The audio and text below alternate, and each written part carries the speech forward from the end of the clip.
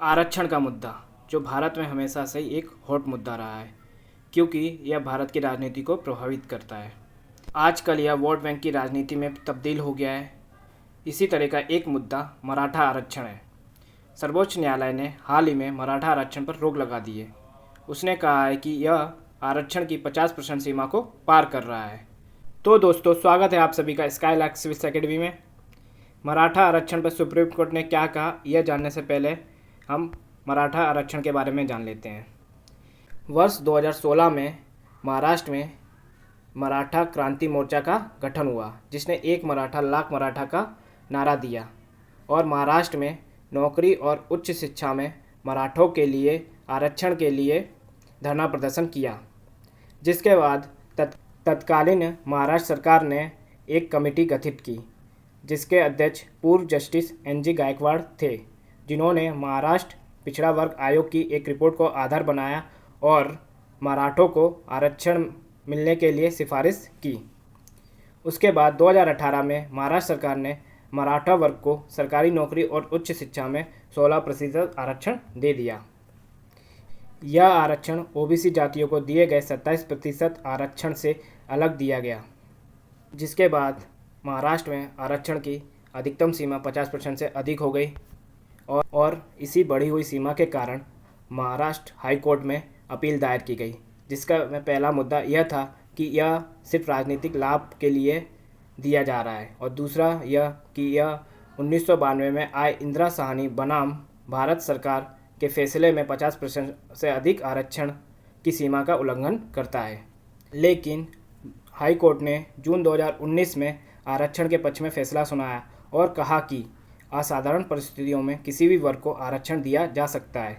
हालांकि आरक्षण को घटाकर सरकारी नौकरियों में 13% और उच्च शिक्षा में 12% कर दिया गया। जिसके बाद यह मुद्दा सुप्रीम कोर्ट में गया और सुप्रीम कोर्ट ने हाल ही में इस पर एक वर्डिक्ट दिया है।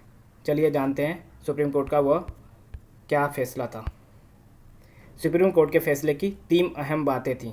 पहला पॉइंट यह था कि मराठा समुदायों के लोगों को रिजर्वेशन देने के लिए उन्हें शैक्षणिक और सामाजिक तौर पर पिछड़ा वर्ग नहीं कहा जा सकता। मराठा रिजर्वेशन लागू करते वक्त 50% की लिमिट को तोड़ने का कोई संवैधानिक आधार नहीं था। दूसरा पॉइंट, इंदिरा साहनी मामले में फैसले पर दोबारा विचार करने की कोई ज़रूरत नहीं है। महाराष्ट्र में कोई आपात स्थिति नहीं है कि मराठा आरक्षण जरूरी हो। मराठा कोटे के तहत PG मेडिकल में 9 दिसंबर 2020 को हुए एडमिशन पर इस फैसले का असर नहीं पड़ेगा। तीसरा, यह राज्यों का अधिकार नहीं है कि वे किसी जाति को सामाजिक आर्थिक पिछड़ापन वर्ग में शामिल कर लें। राज्य सिर्फ ऐसी जातियों की पहचान कर केंद्र से सिफारिश कर सकती हैं और राष्ट्रपति उस जाति को राष्ट्रीय पिछड़ा वर्ग आयोग के निर्देशों के मुताबिक सामाजिक आर्थिक पिछड़ा वर्ग की लिस्ट में जोड़ सकते हैं। इस तरह सुप्रीम कोर्ट ने मराठा आरक्षण को असंवैधानिक करार देते हुए इसे रद्द कर दिया है। अब जानते हैं इस आर्टिकल से हमारे प्रीलिम्स और मेंस में क्या क्या क्वेश्चन बन सकते हैं।